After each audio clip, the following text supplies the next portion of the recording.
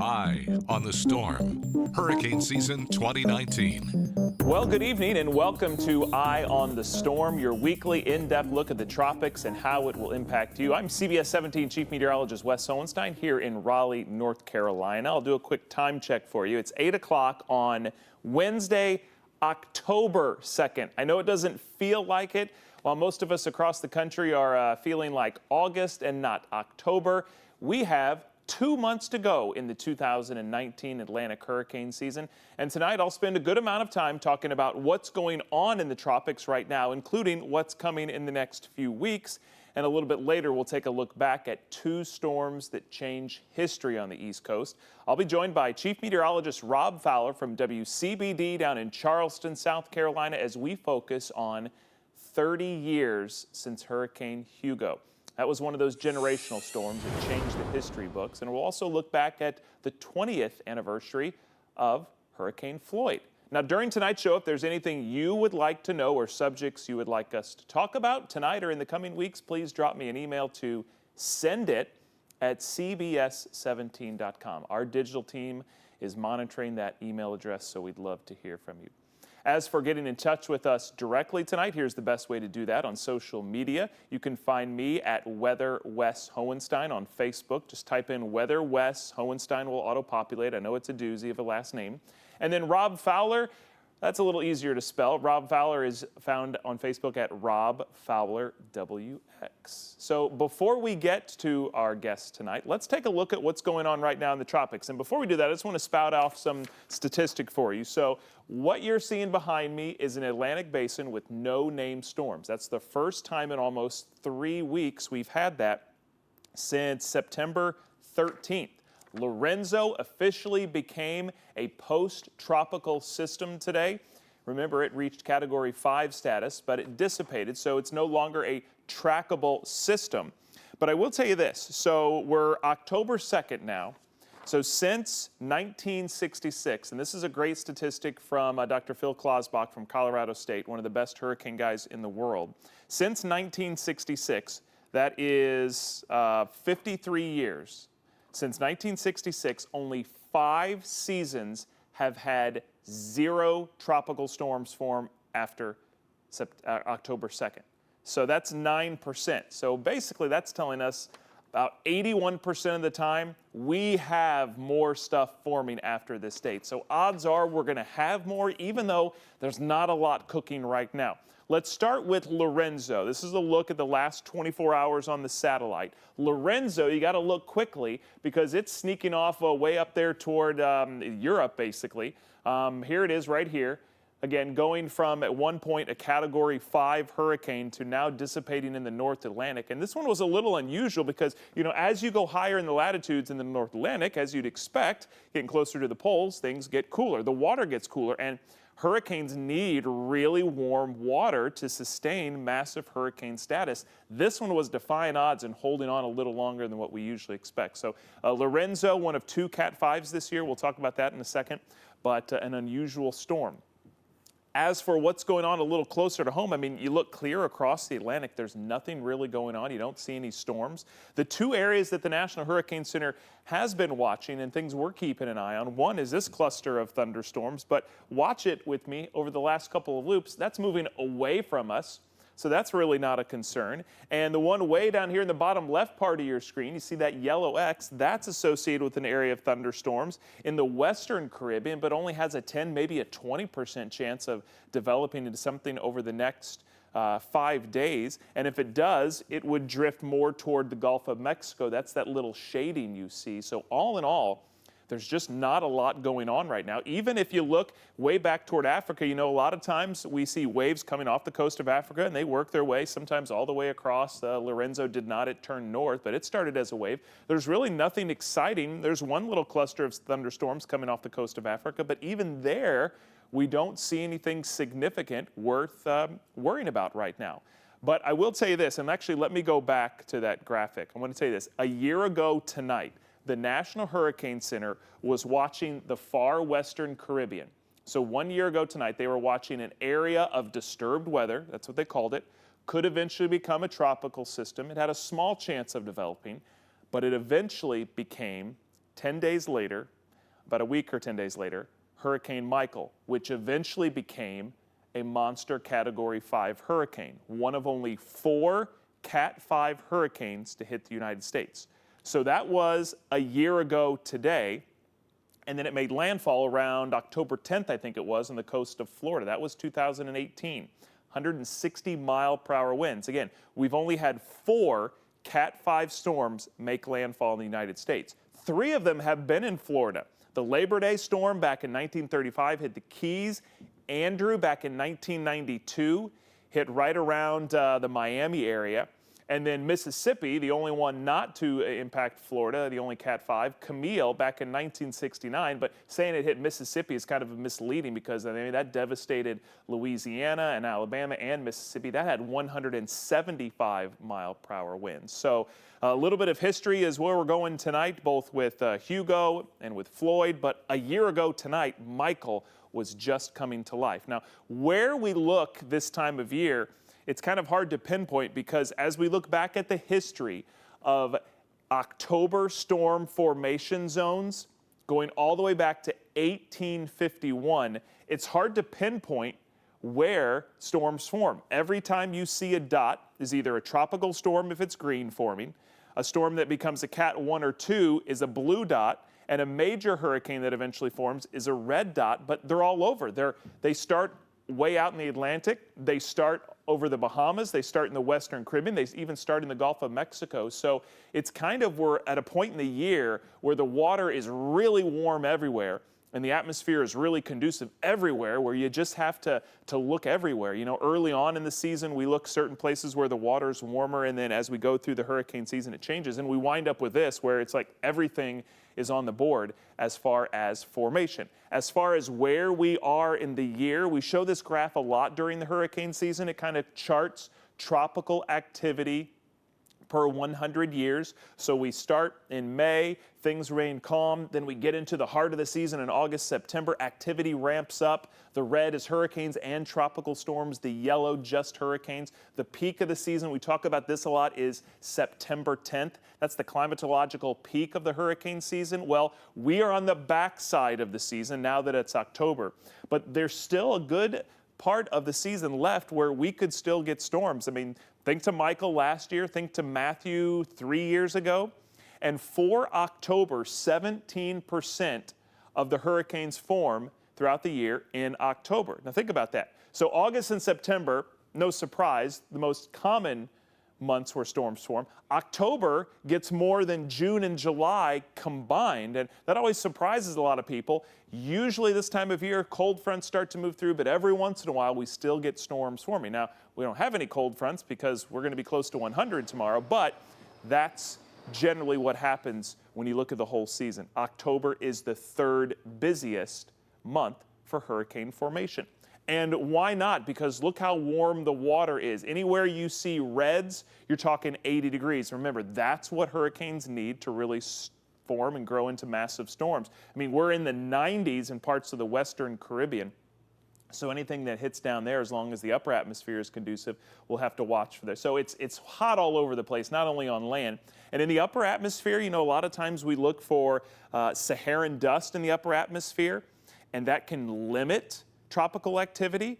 So let's look at the forecast for that. Here we are Wednesday night at 8 o'clock, and yes, there is some Saharan dust coming off the coast of Africa, and there will be through this weekend, but then we get into next week, and things kind of calm down. So with warm water, with the upper level atmosphere being a little clearer, more conducive for forming, we might be talking about something as we head into next week. So by any stretch of the imagination, the season is not over. But we have reached a part of the season where we have reached our average. Lorenzo just dissipated. Lorenzo was the 12th named storm this year. It was the second Cat 5, by the way, Dorian and Lorenzo. It was the 4th major hurricane. Remember, Umberto and Jerry were Cat 3 major hurricanes. We had 4 major hurricanes, but Lorenzo is number 12. In an average season, we usually get 12 named storms. So that's where we are now. So let's go back to the beginning of the season and compare that to what all the forecasts say.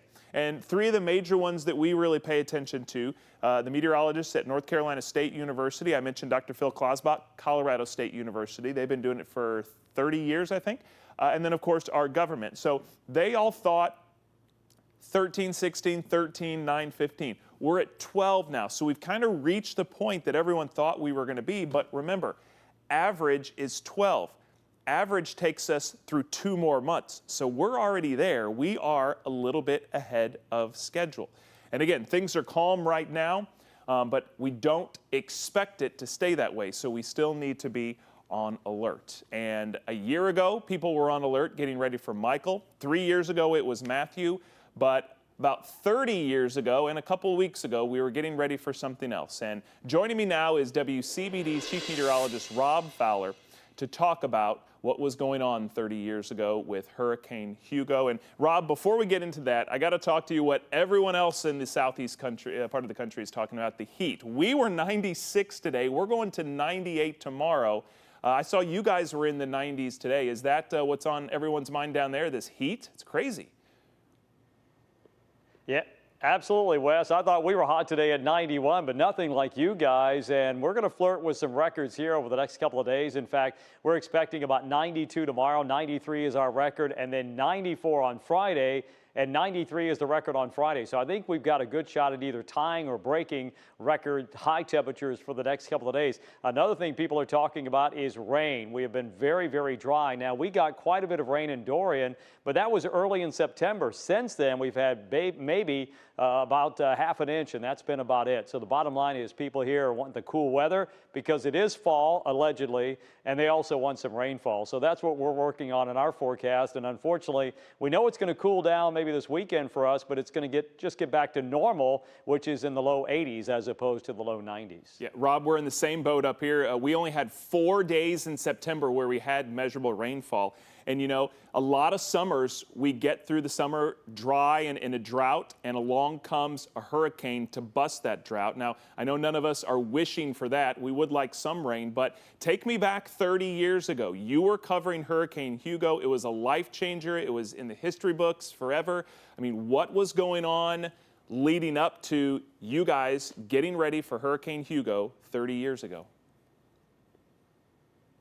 Well, Wes, I'll take you back a couple of years before Hugo. I got here in September of 1987, and I'll be honest with you, between 1987 and 1989, I really can't tell you about what happened weather-wise. It was just kind of a blur because from this point on, from 89 on, it's a timeline. It's where were you here, what were you doing at that time? So I'll kind of take you back our thought process, and I'll never forget, Wes, it was the 18th of September, and the storm was coming off Puerto Rico. And we had a summer party here at Channel 2 on that Sunday, the day before, and my news director at the time, Mark Pimentel, came up to me and said, Rob, what do you think? I said, let's wait and see what happens once it comes off Puerto Rico, and then we can kind of make some decisions. So it came off Puerto Rico. Of course, we know the winds there were about 150 miles an hour, thinking still there was going to be a turn down the road. But the bottom line is, from that Monday all the way through Thursday night, Friday morning landfall, it did not really deviate off a northwest track. So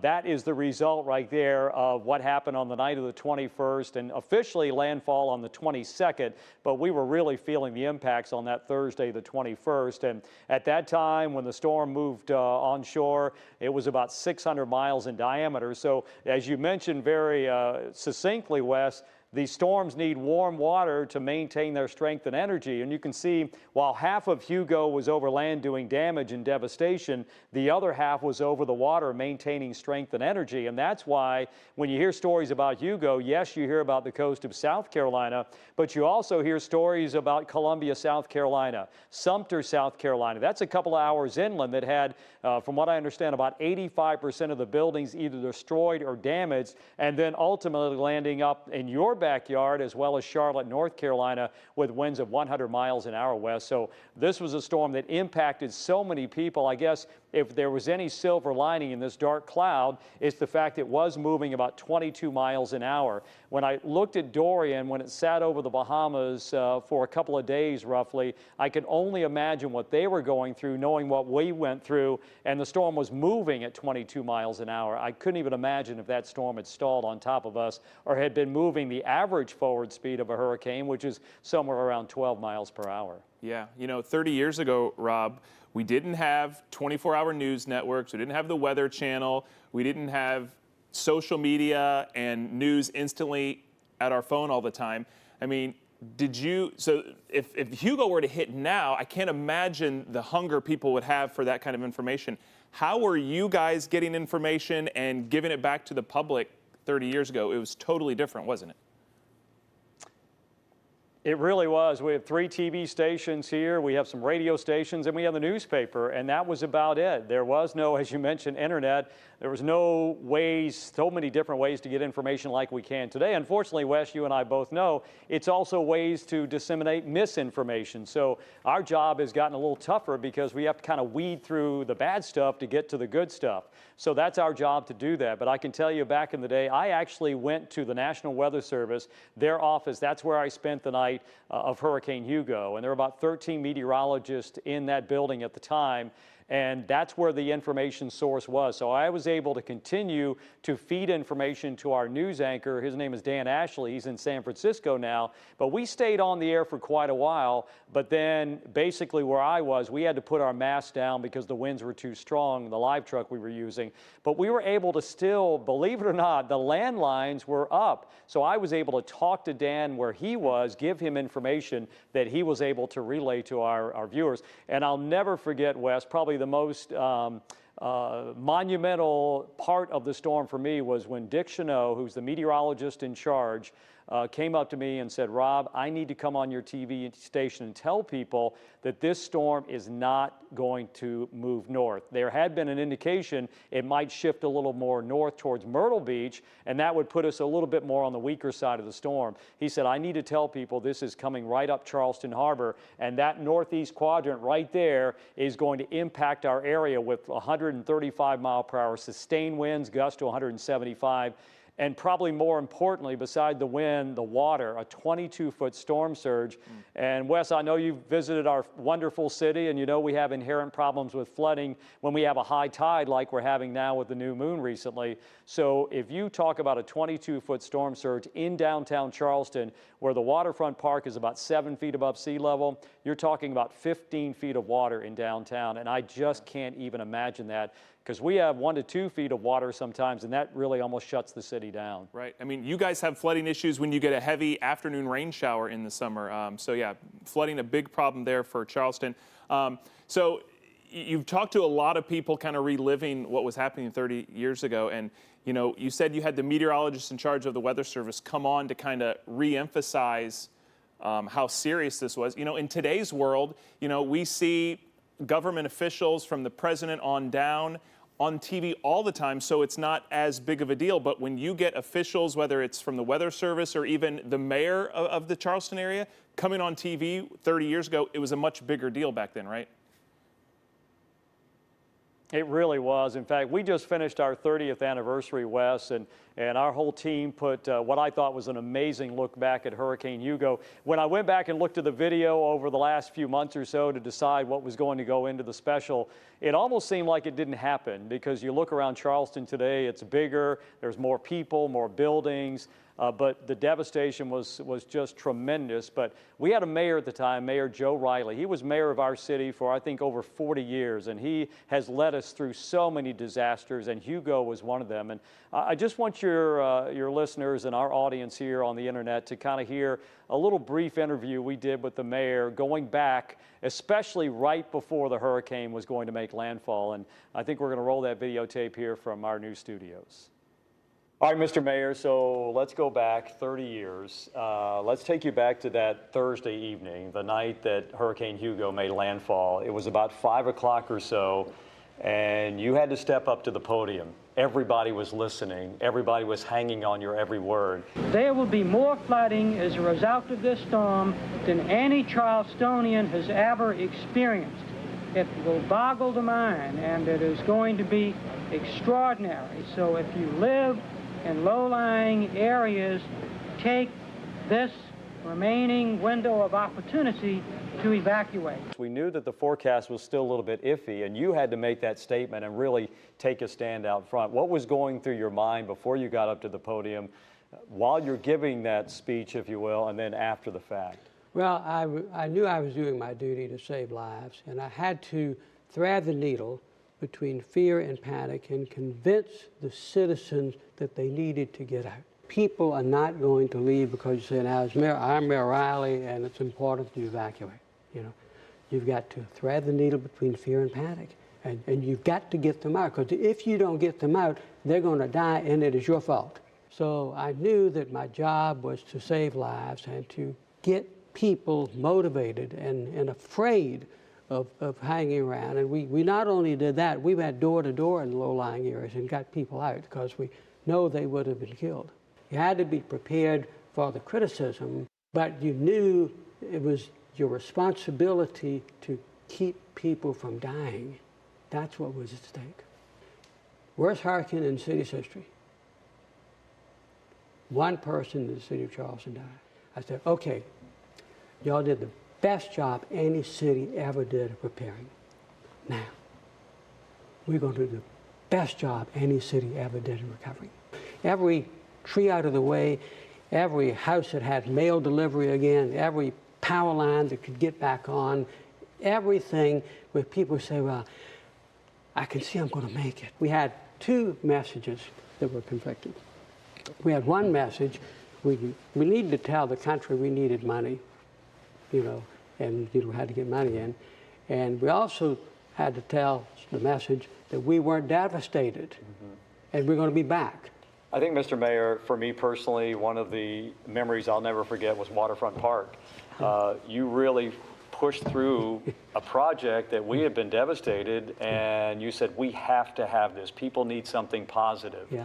And today, this is one of the gems of the Lowcountry, no doubt about it. But you felt it was very important to make sure that park got open on time. We couldn't miss a deadline. I wouldn't let us miss any deadline. Whatever the deadline was, if it was going to be done on a certain date, we had that, it was done. Because if you didn't do it, then the community, it was a failure. You couldn't let the citizens feel like there was a failure going on. You know, they were succeeding. Whatever it was, kept the pressure on. We said, we're going to do it then, we're going to do it now. And again, Mayor Riley, just an amazing leader. Leslie Lyles was sitting next to me. She was our anchor at the time, going 30 years ago, and she's traveled around in the news business. And Charleston was her home, and she's back home again. So we were able to sit down with the Mayor, Wes, and really kind of reminisce about the storm. And I think his leadership, his words, really saved lives because people listened to him. Because as you can see, we had winds well over 100 miles an hour that did a lot of damage here in this area. I guess if there was one fortunate thing for us, the core of the storm did move over a less populated area in the Francis Marion National Forest and not the immediate Charleston area. But all the experts will tell you that had that storm moved about 20 miles farther south, then that 22-foot storm surge, that winds of 175 miles an hour in terms of gust and sustained winds 135 would have been over the main population center of Charleston. Yeah, that would have been bad. You know, we were talking about all the things that were so different 30 years ago. I mean, in today's world, I mean, a mayor doesn't stick around for 40 years, so I'm glad he was there to help guide people through that. Some of the video we were showing people, Rob, was of a bridge that was almost ripped apart. So you guys have since that big suspension bridge, the Ravenel Bridge, I think it's called. It's the highlight of the city. How would that bridge do if a Hugo came along today? Oh, that's a great question because we do have winds, and there's really every intention to close that bridge. It's kind of a case-by-case basis, and certainly with a Hugo, with those kinds of winds, that bridge would be shut down. But the bridge that is iconic in terms of its stature in Hugo was the bridge you saw was the Ben Sawyer Bridge. At that time, that was the only way to get from the mainland to the barrier islands, and our main barrier islands are Sullivan's Island, as well as Isle of Palms and Folly Beach. So that artery had been severed, so nobody could get back to their homes to see if they even had a home on the barrier island. Since then, we have another area called the Isle of Palms Connector, which can get you over to the barrier islands. But back then, Wes, that was it. And I'll tell you, that became a political firestorm also because a lot of folks wanted to get back to their homes, and the National Guard was there, the law enforcement was there saying, no, we're not going to let you go over there because it's not safe, and you know, we just don't want anybody to put our first responders in harm's way, much less the residents. but of course they were concerned about looting and some other things going on too, and just curiosity, do I have a home to go back to? Right, right. Rob, I'll get you out of here on this one. I'll kind of let you wrap it up, our Hugo conversation. But we've been busy on the East Coast the last few years. You know, I listed off some of the storms we've had. After Hugo hit, did you guys have a lot to worry about after that, or was it months and years of pickup and remembering Hugo? You know, fortunately, when I got here in '87, Wes, the storm that people talked about was Hurricane Gracie in '59, even Hazel in '54, which was an October storm, by the way. So there have been 30 years between Gracie and Hugo, and now it's been 30 years from Hugo to hopefully a long time before we have another major hurricane. But we are pretty hurricane weary and tropical storm weary here because of what's happened in 2015 and Matthew in 2016 and Irma and of course Florence and then Dorian this year. A great visual for us is we had a lot of debris from Dorian and it's being picked up gradually. Our maintenance crews are doing an amazing job. But one thing about Hurricane Hugo I'll never forget is that debris stayed on the roadways for a long time because we had a record snowfall in December of 1989, and many people felt like it was a blessing because the snow actually covered up the debris that was still on the roads from Hurricane Hugo months before. So I'm like you guys, North Carolina, South Carolina, Georgia, all the states impacted by hurricanes. It is a risk each and every year. We wipe the blackboard clean. Doesn't matter what happened last year or 30 years ago. Each and every year we have to prepare ourselves for potentially another Hurricane Hugo-like storm. Yeah, and hopefully, you know, Rob, I feel like we've talked to you a lot this year with all the hurricane activity we have. So hopefully, I don't talk to you for a long time. And great story with Hurricane Hugo as we remember 30 years ago. That is Rob Fowler down in Charleston, South Carolina. Check him out on Channel 2 at WCBD next time you are in the Low Country. All right, so that's one history lesson for us tonight. And, you know, here in North Carolina, we also just observed the 20th anniversary of Hurricane Floyd hitting our state. That was a couple weeks back. Like Hugo, it changed lives and rewrote history books. Meteorologist Bill Ray from CBS 17 here in Raleigh, North Carolina, has a look back at the devastating effects it had on the Tar Heel State. It's been 20 years since one of the deadliest and costliest storms hit North Carolina. Hurricane Floyd was a monster Category 4 storm that was originally forecast to strike Florida. Steering current winds, however, shifted, and the storm turned north as it hit the Bahamas. That northward turn had it heading right for the North Carolina coast. Hurricane warnings went out 27 hours before landfall. Floyd weakened when it approached North Carolina and came ashore near Cape Fear at 2:30 in the morning on September 16th, 1999. It had 105-mile-per-hour Category 2 winds. But as we saw last fall with Florence, it wasn't the wind that was the killer, it was the rain. Floyd moved quickly, but dumped torrential rainfall in a short period of time on the eastern half of the state. Wilmington saw over 19 inches of rain. Most of the flooding occurred overnight, and many were not aware of the flooding until water came rushing into their homes. You doing okay? Over 1,500 freshwater rescues were performed. Farmlands were flooded, destroying crops and livestock. Then all that water went into rivers. The Tar River suffered the worst, leaving Rocky Mount nearly 30% underwater for several days. Further downstream, Tarborough's downtown was under several feet of water. The worst of it, though, was in nearby Princeville. It was virtually destroyed when the Tar River broke the town's levee and covered the town with 20 feet of water for 10 days. That's Hurricane Floyd, along with Hurricane Hugo, late season storms. I'll say goodnight on this statistic. In 2005, which was a record-setting year, we had 11 named storms form after October 1st. 11 after October 1st. Today is October 2nd. While we don't anticipate that type of activity this year, it is definitely not over. So we will continue to be here keeping an eye on the storm with you. And thank you for joining us for tonight's episode. We'll see you in the next couple of weeks every Wednesday night at 8 o'clock right here in Raleigh, North Carolina. I'm Wes Owenstein. Thanks for joining us.